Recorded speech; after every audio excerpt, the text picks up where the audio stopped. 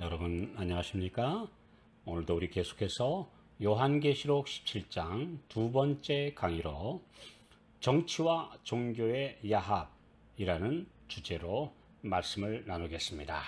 요한계시록 17장 1절 2절 또 일곱 대접을 가진 일곱 천사 중 하나가 와서 내게 말하여 가로되 이리 오라. 많은 물 위에 앉은 큰 음녀에 받을 심판을 네게 보이리라. 땅의 임금들도 그로 더불어 음행하였고 땅에 거하는 자들도 그 음행의 포도주에 취하였다 하고, 이 음녀가 많은 물 위에 앉아 있다는 말씀은 무슨 의미인가요? 15절에 천사가 설명해 주고 있습니다. 또 천사가 내게 말하되 내가 본 바 음녀에 앉은 물은 백성과 무리와 열국과 방언들이니라.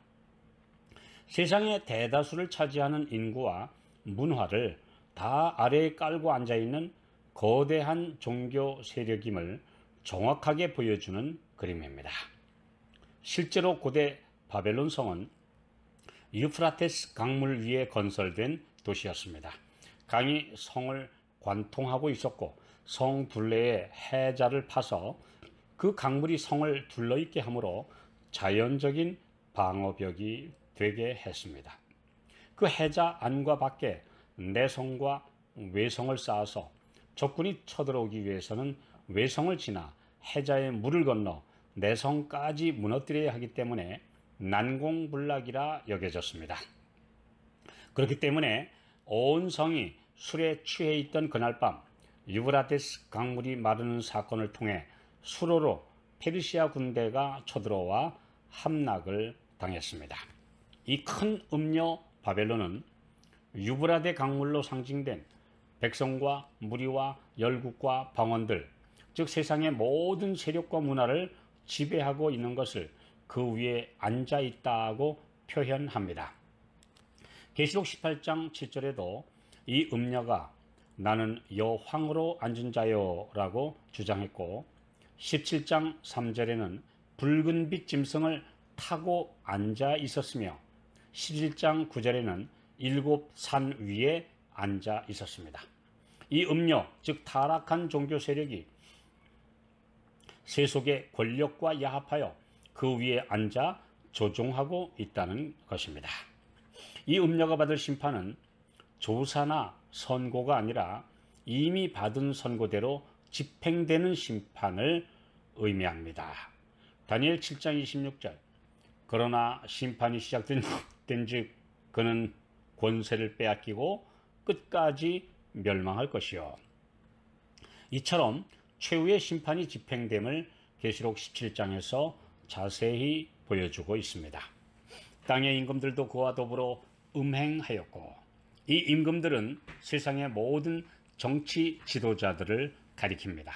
이러한 일은 이미 오래전 교황권이 중세 1260년간 세계를 지배할 때 정치 세력과 결탁하여 일어났었고, 그 같은 역사가 마지막 시대에 다시 더 범세계적으로 일어날 것이라는 예언입니다. 중세시대에 로마 교황권은 508년 유럽의 강국 프랑크, 지금의 독일과 프랑스를 합한 나라의 왕인 클로비스가 기독교로 개종하여 6세기부터 교황권의 강력한 배후 세력이 됩니다. 그리고 8세기에는 왕위를 찬탈한 피핀이 교황 사절인 대주교가 씌워주는 왕관을 쓰고 즉위하면서 그 보답으로 교황에게 이태리 영토를 주어 국가가 되게 했습니다. 드디어 800년 크리스마스에 피핀의 아들 칼 왕은 성 베드로 성당에서 무릎을 꿇고 교황 레오 3세가 씌워준 왕관을 쓰고 칼 대제가 되어 신성 로마 제국이라고 선포했고, 이후 약 1000년간 교황권의 남편 국가가 되었습니다. 이것은 이스라엘이 배도한 시대에 아합 왕과 이세벨 왕후의 결혼으로 그의 온 나라가 바알 숭배에 빠졌던 사실과 같은 것입니다.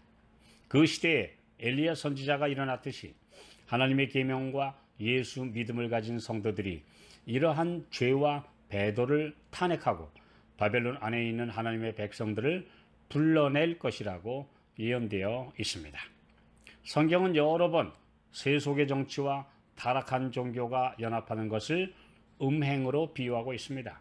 이는 어느 나라든지 똑같이 적용되는 원칙으로 두로와 아시리아 그리고 고대와 현대 바벨론에 대해 같은 경고와 그에 대한 심판이 기록되어 있습니다. 하나님의 택한 백성 이스라엘도 주변의 강대국들과 동맹을 맺고 그들과 섞이며 그들의 힘에 의지할 때 예레미야 3장 1절에 이를 음행하는 것이라고 말씀하셨습니다. 이사야 23장 17절 그가 다시 값을 받고 지면에 있는 열방과 음란을 행할 것이라. 나홈 3장 4절 이는 마술의 주인된 아리따운 기생이 음행을 많이 함을 인함이라. 그가 그 음행으로 열국을 미혹하고 그 마술로 여러 족속을 미혹하느니라.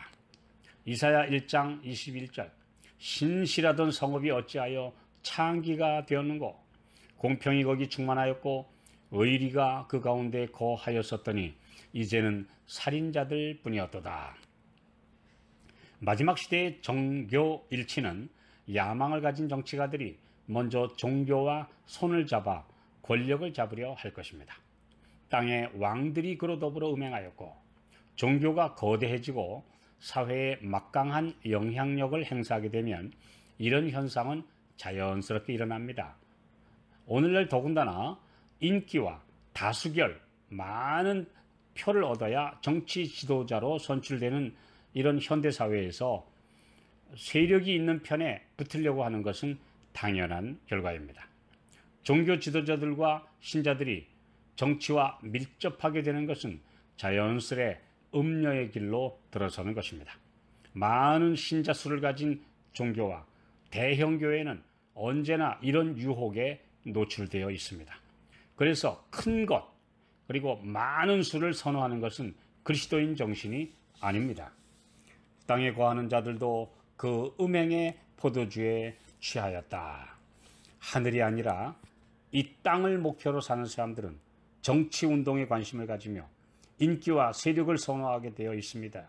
그리고 그런 모든 여러 가지 가르침과 또 무브먼트와 흥행과 또 여러 가지 일에 그만 정신을 팔리게 됩니다. 오늘 내가 어디에 정신이 팔려 있는지, 나는 어떤 운동에 가담하고 있는지, 재림 운동에 가담하고 있는지, 아니면 세상의 운동에 내가 현혹되어 있는지 정신을 차려야 할 때입니다.